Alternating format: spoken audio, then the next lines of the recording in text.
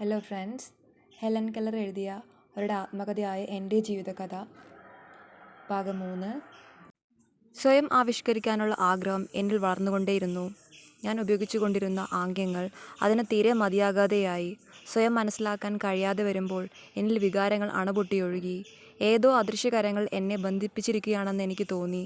അതിൽ നിന്ന് സ്വതന്ത്രയാകാൻ ഞാൻ ഉഗ്രശ്രമങ്ങൾ നടത്തി, പോരാടി. ആ പോരാട്ടങ്ങളല്ല, മറിച്ച് പ്രതിരോധിക്കാനുള്ള ശേഷിയാണ് എന്നിൽ ശക്തമായത്. സാധാരണയായി കരച്ചിലോ ശാരീരികമായ ക്ഷീണമോ ആണത്. അപ്പോൾ അമ്മയെങ്ങാൻ അടുത്തുണ്ടെങ്കിൽ ഞാൻ വേഗം അമ്മയുടെ കൈകളിലേക്ക് ഓടിച്ചെല്ലും. അന്നേരം ഈ കൊടുങ്കാറ്റിൻ്റെ കാരണമെന്തെന്ന് ഓർക്കാൻ പോലും ഞാൻ അശക്തയായിരിക്കും. ഈ പൊട്ടിത്തെറികൾ ദിവസവും, ചിലപ്പോൾ മണിക്കൂറുകൾക്കുള്ളിലും ആവർത്തിക്കാൻ തുടങ്ങിയപ്പോൾ ആശയവിനിമയത്തിന് ഏതെങ്കിലും ഒരു മാർഗം കണ്ടെത്തേണ്ടത് വളരെ അത്യാവശ്യമായി തീർന്നു.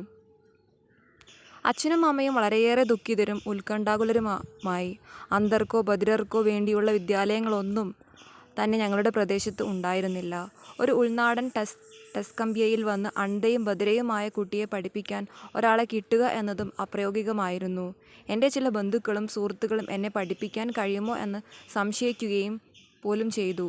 ഡിക്കൻസിൻ്റെ അമേരിക്കൻ നോട്ട്സിനെക്കുറിച്ച് ഓർത്തപ്പോഴാണ് അമ്മയ്ക്ക് പ്രതീക്ഷയുണ്ടായത്. അന്ധയും ബധിരയുമായിട്ടും വിദ്യാഭ്യാസം നേടിയ ലാറ ബ്രിഡ്ജ്മാനെക്കുറിച്ചു അദ്ദേഹം എഴുതിയത് അമ്മ വായിച്ചിരുന്നു. പക്ഷെ അന്ധരെയും ബധിരരെയും പഠിപ്പിക്കാനുള്ള മാർഗം കണ്ടെത്തിയ ഡോക്ടർ ഹോവ് മരിച്ചു കഴിഞ്ഞെന്നും യാഥാർത്ഥ്യവും അമ്മയ്ക്ക് അറിയാമായിരുന്നു. ഒരു പക്ഷേ അദ്ദേഹം കണ്ടെത്തിയ മാർഗങ്ങളും അദ്ദേഹത്തോടൊപ്പം മണ്ണടിഞ്ഞിട്ടുണ്ടാവാം. അഥവാ അങ്ങനെ അല്ലെങ്കിൽ തന്നെ ഇത്രയും ദൂരെ അലബാമയിൽ കഴിയുന്ന ഒരു കുട്ടിക്ക് എങ്ങനെയാണ് അതിൻ്റെ പ്രയോജനം ലഭിക്കുക? എനിക്ക് ഏതാണ്ട് 6 വയസ്സുള്ളപ്പോൾ അച്ഛൻ ബാൾട്ടിമോറിലുള്ള ശ്രേഷ്ഠനായ ഒരു നേത്രരോഗ വിദഗ്ധനെ പറ്റി കേൾക്കാനിടയായി. ആശയറ്റ പല ആളുകളെയും അദ്ദേഹം ചികിത്സിച്ച് ഭേദമാക്കിയിട്ടുണ്ട്.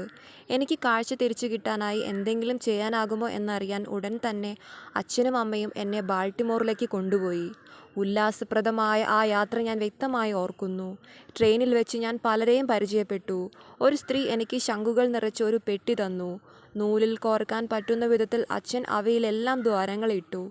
ഏറെ നേരം എനിക്ക് അവ ആഹ്ലാദവും സംതൃപ്തിയുമേകി. ടിക്കറ്റ് പരിശോധകൻ എന്നോട് വളരെ സ്നേഹത്തോടെയാണ് പെരുമാറിയത്. അദ്ദേഹം ടിക്കറ്റുകൾ പരിശോധിച്ച് പഞ്ച് ചെയ്തു കൊടുക്കുമ്പോൾ ഞാൻ അദ്ദേഹത്തിൻ്റെ കോട്ടിനു പിറകിൽ പിടിച്ചു തൂങ്ങി. പിന്നീട് എനിക്ക് കളിക്കാൻ തന്ന ആ പഞ്ച് നല്ലൊരു കളിപ്പാട്ടമായിരുന്നു. സീറ്റിൻ്റെ മൂലക്കിരുന്ന് വളരെ നേരം ഒരു കാർഡ്ബോർഡ് കഷ്ണത്തിൽ ഞാൻ രസകരമായ ദ്വാരങ്ങൾ ഉണ്ടാക്കിക്കൊണ്ടിരുന്നു. എൻ്റെ അമ്മായി തുവാല കൊണ്ടൊരു പാവയെ ഉണ്ടാക്കി തന്നു. ആകൃതിയില്ലാത്ത കണ്ണും മൂക്കും വായുമില്ലാത്ത ഒരു കോമാളി രൂപമായിരുന്നു ആ പാവയുടേത്. ഒരു കുട്ടിയുടെ ഭാവനയ്ക്ക് പോലും അതിൻ്റെ മുഖത്തെ ഒരു മുഖമായി സങ്കല്പിക്കാൻ കഴിയുമായിരുന്നില്ല. അതിൻ്റെ മറ്റെല്ലാ കുറവുകളേക്കാളും എൻ്റെ ശ്രദ്ധയിൽപ്പെട്ടത് അതിന് കണ്ണില്ല എന്നതായിരുന്നു. വാശിയോടെ ഞാനത് എല്ലാവരുടെയും ശ്രദ്ധയിൽപ്പെടുത്തി. പക്ഷെ ആ കുറവ് പരിഹരിക്കാൻ ആരും തയ്യാറായില്ല. പെട്ടെന്ന് എനിക്ക് ഒരാശയം തോന്നി. ഞാൻ സീറ്റിനടിയിലേക്ക് ഉരുണ്ട് അതിനടിയിലൂടെ അമ്മായിയുടെ മുത്തു പതിപ്പിച്ച ഉടുപ്പ് പരതി. അതിൽ നിന്ന് 2 വലിയ മുത്തുകൾ വലിച്ചു പൊട്ടിച്ചു. അത് രണ്ടും അമ്മായിയുടെ കയ്യിൽ കൊടുത്ത് അവ പാവയിൽ തുന്നിപ്പിടിപ്പിച്ചു തരാൻ ആവശ്യപ്പെട്ടു. അവർ ചോദ്യഭാവേന എൻ്റെ കൈകൾ സ്വന്തം കണ്ണുകളിൽ തൊടിച്ചു. ഞാൻ തലയാട്ടി. മുത്തുകൾ കണ്ണിൻ്റെ സ്ഥാനത്ത് തുന്നിക്കിട്ടിയപ്പോൾ ഞാൻ വളരെയേറെ ആഹ്ലാദവതിയായിരുന്നു. അല്പസമയം കഴിഞ്ഞപ്പോൾ എനിക്ക് ആ പാവയിലുള്ള താല്പര്യം നഷ്ടപ്പെട്ടു. ആ യാത്രയിലുടനീളം ഒന്നിൽ നിന്ന് മറ്റൊന്നിലേക്ക് എൻ്റെ ശ്രദ്ധ മാറിക്കൊണ്ടിരുന്നു. എൻ്റെ മനസ്സിനെയും വിരലുകളെയും തിരക്കുള്ളതാക്കാൻ ധാരാളം വസ്തുക്കൾ ചുറ്റുപാടും ഉണ്ടായിരുന്നു. ബാൾട്ടിമോറിൽ എത്തിച്ചേർന്നപ്പോൾ ഡോക്ടർ ചിസം ഞങ്ങളെ സ്നേഹത്തോടെ സ്വീകരിച്ചു. പക്ഷേ അദ്ദേഹം നിസ്സഹായനായിരുന്നു. എന്നെ പഠിപ്പിക്കാനാവുമെന്ന് അദ്ദേഹം പറഞ്ഞു. അതിനായി വാഷിംഗ്ടണിലുള്ള ഡോക്ടർ അലക്സാണ്ടർ ഗ്രഹാം ബെല്ലിനെ കാണുന്നത് നന്നായിരിക്കുമെന്ന് അച്ഛനെ ഉപദേശിച്ചു. അന്ധരും ബധിരരുമായ കുട്ടികൾക്കായുള്ള വിദ്യാലയങ്ങളെക്കുറിച്ചും അധ്യാപകരെക്കുറിച്ചുമുള്ള വിവരങ്ങൾ നൽകാൻ അദ്ദേഹത്തിനാവുമെന്നും പറഞ്ഞു. ഡോക്ടറുടെ ഉപദേശമനുസരിച്ച് ഞങ്ങൾ ഉടൻ വാഷിംഗ്ടണിലേക്ക് പുറപ്പെട്ടു. ആ സമയത്തെല്ലാം അച്ഛൻ സംശയാലുവും വളരെ ദുഃഖിതനുമായിരുന്നു. അതൊന്നും അറിയാതെ ഒരിടത്തു നിന്ന് മറ്റൊരിടത്തേക്ക് യാത്ര ചെയ്യുന്നതിൻ്റെ ആഹ്ലാദത്തിലായിരുന്നു ഞാൻ. അനേകം ആളുകളുടെ സ്നേഹത്തിനും പ്രശംസയ്ക്കും അർഹനായ ഡോക്ടർ ബെല്ലിൻ്റെ ആർദ്രതയും സഹാനുഭൂതിയും കൊച്ചുകുഞ്ഞായിട്ടും വളരെ പെട്ടെന്ന് ഞാൻ തിരിച്ചറിഞ്ഞു. എന്നെ മടിയിലിരുത്തിയപ്പോൾ ഞാൻ അദ്ദേഹത്തിൻ്റെ വാച്ച് പരിശോധിച്ചു. എനിക്കായി അദ്ദേഹം വാച്ചിൽ മണിയടിപ്പിച്ചു. എൻ്റെ ആംഗ്യഭാഷ അദ്ദേഹത്തിന് നന്നായി മനസ്സിലാകുന്നുണ്ടായിരുന്നു. അതുകൊണ്ട് തന്നെ എനിക്ക് അദ്ദേഹത്തോട് വലിയ ഇഷ്ടം തോന്നി. ഇരുട്ടിൽ നിന്ന് വെളിച്ചത്തിലേക്ക്, ഏകാന്തതയിൽ നിന്ന് സൗഹൃദത്തിലേക്ക്, കൂട്ടുകാരിലേക്ക്, വിജ്ഞാനത്തിലേക്ക്, സ്നേഹത്തിലേക്ക് ഒക്കെ വഴി തുറന്ന ഒരു വാതിലായിരുന്നു ആ അഭിമുഖമെന്ന് സ്വപ്നത്തിൽ പോലും ഞാൻ കരുതിയില്ല. ഡോക്ടർ ഹോവലിൻ്റെ പ്രവർത്തന കേന്ദ്രമായ ബോസ്റ്റണിലെ പെർക്കിൻസ് ഇൻസ്റ്റിറ്റ്യൂഷൻ്റെ ഡയറക്ടറായ അനാഗ്നോസിന് കത്തെഴുതി. എന്നെ പഠിപ്പിക്കാൻ പ്രാപ്തിയുള്ള അധ്യാപകർ ആരെങ്കിലും അവിടെയുണ്ടോ എന്ന് അന്വേഷിക്കാൻ ഡോക്ടർ ബെൽ അച്ഛനോട് പറഞ്ഞു. ഉടനെ തന്നെ അച്ഛൻ കത്തെഴുതി. ഏതാനും ആഴ്ചകൾക്കകം അനാഗ്നോസിൻ്റെ മറുപടി കിട്ടി. ഒരു അധ്യാപികയെ കണ്ടെത്തിയിട്ടുണ്ടെന്ന വളരെ ആശ്വാസകരവും കാരുണ്യപൂർവ്വമായ എഴുത്തായിരുന്നു അത്. 1886 വസന്തകാലത്തായിരുന്നു ഈ സംഭവം. പക്ഷെ അടുത്ത മാർച്ച് മാസം ആവുന്നതുവരെ എൻ്റെ അധ്യാപിക മിസ് സള്ളിവൻ എത്തിച്ചേർന്നില്ല. അങ്ങനെ ഞാൻ ഈജിപ്തിൽ നിന്ന് പുറത്തു വന്ന് സിനായ് പർവ്വതത്തിന് മുമ്പിൽ നിന്നു. ഒരു ശക്തി ചൈതന്യം എന്നെ സ്പർശിക്കുകയും എനിക്ക് ദൃശ്യമാവുകയും ചെയ്തു. ഞാൻ അത്ഭുതങ്ങൾ കണ്ടു. പാവനമായ ആ പർവ്വതത്തിൽ നിന്ന് ഞാനൊരു അശരീരി കേട്ടു. വിജ്ഞാനം, സ്നേഹവും വെളിച്ചവും കാഴ്ചയുമാകുന്നു. 4. ആനി മാൻസ്ഫീൽഡ് സള്ളിവൻ ടീച്ചറായി എത്തിയ ആ ദിവസം എൻ്റെ ജീവിതത്തിലെ ഏറ്റവും പ്രധാനപ്പെട്ട ദിവസമായി ഞാൻ ഓർമ്മയിൽ സൂക്ഷിക്കുന്നു. 2 ജീവിതങ്ങൾക്കിടയിലുള്ള അളവറ്റ വ്യത്യാസങ്ങളെ ബന്ധിപ്പിക്കുന്നതോർത്ത് ഞാൻ അത്ഭുതപ്പെട്ടു.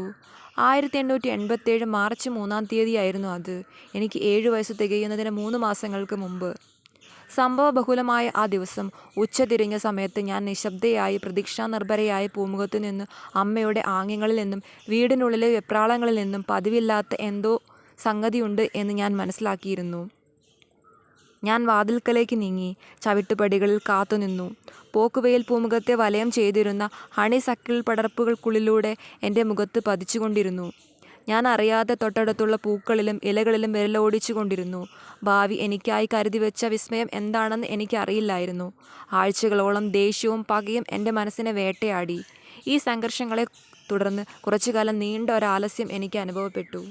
പ്രക്ഷുബ്ധവും ഉത്കണ്ഠാകുലവുമായ കൂറ്റൻ കപ്പൽ ഈയക്കട്ടിയും കാഹളവുമായി കരയോടടുത്തുകൊണ്ടിരിക്കുമ്പോൾ കനത്ത മൂടൽമഞ്ഞിനടിയിൽ വ്യക്തമായ വെളുത്തിരുട്ടൽ ആവരണം ചെയ്യപ്പെട്ട് മിടിക്കുന്ന ഹൃദയത്തോടെ എന്തെങ്കിലും സംഭവിക്കാനായി എന്നെങ്കിലും നിങ്ങൾ കാത്തു നിന്നിട്ടുണ്ടോ? വിദ്യാഭ്യാസം ആരംഭിക്കുന്നതിന് മുമ്പ് ഞാൻ ആ കപ്പലിനെ പോലെയായിരുന്നു. പക്ഷേ എൻ്റെ കയ്യിൽ കാഹളമോ വടക്കുനോക്കി യന്ത്രമോ ഉണ്ടായിരുന്നില്ല. തുറമുഖം എവിടെയാണെന്നറിയാൻ ഒരു മാർഗവും ഉണ്ടായിരുന്നില്ല. വെളിച്ചം, എനിക്ക് വെളിച്ചം തരൂ എന്ന് എൻ്റെ ആത്മാവ് നിശബ്ദം കരഞ്ഞുകൊണ്ടിരുന്നു. ഉടൻ തന്നെ എനിക്കുമേൽ സ്നേഹത്തിൻ്റെ വെളിച്ചം പതിച്ചു. അടുത്തുകൊണ്ടിരിക്കുന്ന കാലടി ശബ്ദം ഞാൻ അറിഞ്ഞു. അമ്മയാണെന്ന് കരുതി ഞാൻ എൻ്റെ കൈകൾ നീട്ടി. ആരോ അത് പിടിച്ചു. എല്ലാ കാര്യങ്ങളും എനിക്ക് വെളിവാക്കിത്തരാൻ, എല്ലാറ്റിനുമുപരി എന്നെ സ്നേഹിക്കാൻ എത്തിച്ചേർന്ന ടീച്ചർ എന്നെ കൈകളിൽ ചേർത്ത് പിടിച്ചു. ടീച്ചർ വന്നതിൻ്റെ പിറ്റേ ദിവസം രാവിലെ എന്നെ അവരുടെ മുറിയിലേക്ക് കൂട്ടിക്കൊണ്ടുപോയി. എനിക്കൊരു പാവയെ തന്നു. പെർക്കിൻസ് ഇൻസ്റ്റിറ്റ്യൂഷനിലെ അന്ധരായ കൊച്ചുകുട്ടികൾ തന്നയച്ചതായിരുന്നു അത്. ലാറ ബ്രിഡ്ജ്മാനാണ് അതിൻ്റെ വസ്ത്രം തയ്യാറാക്കിയത്. ഇതെല്ലാം പിന്നീടാണ് ഞാൻ മനസ്സിലാക്കിയത്. ഞാൻ അതുമായി കളിച്ചുകൊണ്ടിരുന്നപ്പോൾ മിസ് സള്ളിവൻ എൻ്റെ കയ്യിൽ സാവധാനം ആ വാക്കിൻ്റെ സ്പെല്ലിംഗ് തൊട്ട് കാണിച്ചു തന്നു. പാവ. വളരെ പെട്ടെന്ന് തന്നെ എനിക്ക് ആ അക്ഷരങ്ങളിൽ താല്പര്യം ജനിച്ചു. ഞാനത് അനുകരിക്കാൻ ശ്രമിച്ചു. ഒടുവിൽ അത് ശരിയായി ചെയ്തപ്പോൾ എനിക്ക് വളരെയേറെ ആഹ്ലാദവും അഭിമാനവും തോന്നി. ഞാൻ ഉടൻ താഴേക്കിറങ്ങി ചെന്ന് ആ വിരൽവിദ്യ അമ്മയ്ക്ക് കാണിച്ചു കൊടുത്തു. ഞാനൊരു വാക്കാണ് ഉണ്ടാക്കിയിരുന്നതെന്നോ അത്തരം വാക്കുകൾ നിലനിൽക്കുന്നുണ്ടെന്നോ എന്നൊന്നും എനിക്ക് അറിഞ്ഞുകൂടായിരുന്നു. വിരലുകൾ കൊണ്ട് കുരങ്ങന്മാരെ പോലെ അനുകരിക്കുക മാത്രമായിരുന്നു ഞാൻ ചെയ്തത്. തുടർന്നുള്ള ദിവസങ്ങളിൽ ഇതുപോലെ പല വാക്കുകളും അനുകരിക്കാൻ ഞാൻ പഠിച്ചു. പിൻ, തൊപ്പി, കപ്പ്, ഇരിക്കുക, നിൽക്കുക, നടക്കുക തുടങ്ങിയ വാക്കുകളാണ് ആദ്യം പഠിച്ചത്. പക്ഷെ ടീച്ചർ വന്ന് ആഴ്ചകൾ കഴിഞ്ഞാണ് ഓരോ വസ്തുവിനും ഓരോ പേരുണ്ട് എന്ന കാര്യം ഞാൻ മനസ്സിലാക്കിയത്. ഒരു ദിവസം ഞാൻ പുതിയ പാവയുമായി കളിച്ചുകൊണ്ടിരിക്കുമ്പോൾ ടീച്ചർ വന്ന് എൻ്റെ പഴയ പാവയെ എടുത്ത് മടിയിൽ വെച്ചു തന്നു. അതിൻ്റെ പേര് പാവ എന്നാണെന്ന് വിരലുകളിലൂടെ ബോധ്യപ്പെടുത്താൻ ശ്രമിച്ചു. അന്ന് തന്നെ അതിനു മുമ്പ് വെള്ളം, പാത്രം എന്നീ വാക്കുകളുമായി ഞങ്ങളൊരു മൽപ്പിടുത്തം നടത്തി കഴിഞ്ഞിരുന്നു. പാത്രം പാത്രമാണെന്നും വെള്ളം വെള്ളമാണെന്നും എന്നെ മനസ്സിലാക്കാൻ കിണഞ്ഞു ശ്രമിച്ചെങ്കിലും വാശിയോടെ ഞാനത് രണ്ടും കൂടി കൂട്ടിക്കുഴച്ചു. മറ്റൊരവസരത്തിൽ ശ്രമിക്കാമെന്ന് തീരുമാനിച്ച് തൽക്കാലം ടീച്ചർ ആ ശ്രമം ഉപേക്ഷിച്ചു. പിന്നെ വീണ്ടും ടീച്ചർ വാക്കുകളുമായി ശ്രമം തുടങ്ങിയപ്പോൾ എൻ്റെ ക്ഷമ നശിച്ചു. കയ്യിലുണ്ടായിരുന്ന പുതിയ പാവയെ ഞാൻ ഊക്കോടെ നിലത്തേക്ക് വലിച്ചെറിഞ്ഞു. പാവയുടെ കഷ്ണങ്ങൾ എൻ്റെ പാദങ്ങൾക്കരികിൽ ചിന്നിച്ചിതറി കിടക്കുന്നത് അറിഞ്ഞപ്പോൾ ഞാൻ ഏറെ ആഹ്ലാദിച്ചു. ദുഃഖമോ പശ്ചാത്താപമോ ഒന്നും തോന്നിയതേയില്ല. ഞാൻ ആ പാവയെ സ്നേഹിച്ചിരുന്നില്ല. നിശ്ചലവും ഇരുണ്ടതുമായ എൻ്റെ ലോകത്ത് മൃദുലവും ശക്തവുമായ വികാരങ്ങളൊന്നും തന്നെ ഉണ്ടായിരുന്നില്ല. ടീച്ചർ പാവയുടെ കഷ്ണങ്ങൾ പെറുക്കി നെരിപ്പോടിനരികിലേക്കിട്ടു.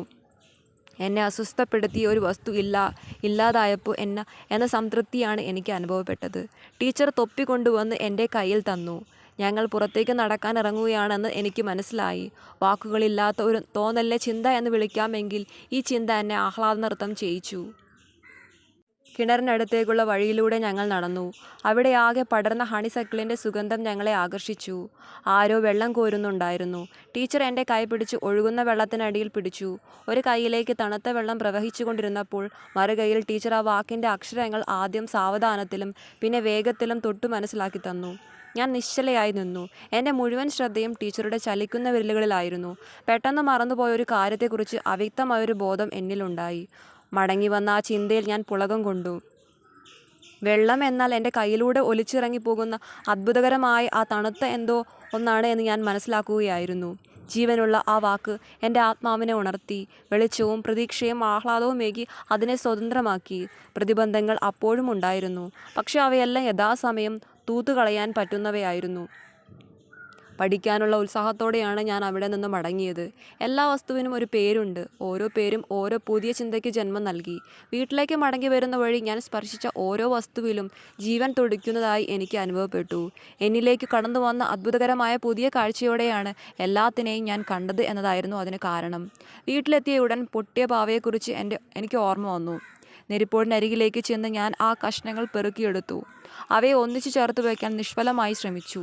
ഞാൻ ചെയ്തത് എന്താണെന്ന് തിരിച്ചറിഞ്ഞപ്പോൾ എൻ്റെ കണ്ണുകളിൽ നിന്ന് കുടുകുടെ കണ്ണുനീരൊഴുകി. ജീവിതത്തിൽ ആദ്യമായി എനിക്ക് കടുത്ത ദുഃഖവും പശ്ചാത്താപവും തോന്നി. ആ ദിവസം ഞാൻ കുറേയേറെ പുതിയ വാക്കുകൾ പഠിച്ചു. അവ മുഴുവനായൊന്നും ഇപ്പോൾ ഓർക്കുന്നില്ല. എങ്കിലും അമ്മ, അച്ഛൻ, സഹോദരി, ടീച്ചർ എന്നിവ അതിൽ ഉൾപ്പെട്ടിട്ടുണ്ടെന്ന് ഓർമ്മയുണ്ട്. ലോകം എനിക്കായി പുഷ്പിക്കാൻ ഇടയാക്കിയ വാക്കുകൾ. സംഭവബഹുലമായ ആ ദിവസത്തിനൊടുവിൽ ഞാൻ എൻ്റെ കൊച്ചു കട്ടിലിൽ കിടന്ന ആ സമയത്ത് എന്നേക്കാൾ ആഹ്ലാദവതിയായ മറ്റൊരു കുട്ടിയും ഈ ലോകത്തുണ്ടായിരിക്കില്ല. അന്ന് ആദ്യമായി അടുത്ത ദിവസം വേഗമെത്താൻ ഞാൻ ആഗ്രഹിച്ചു.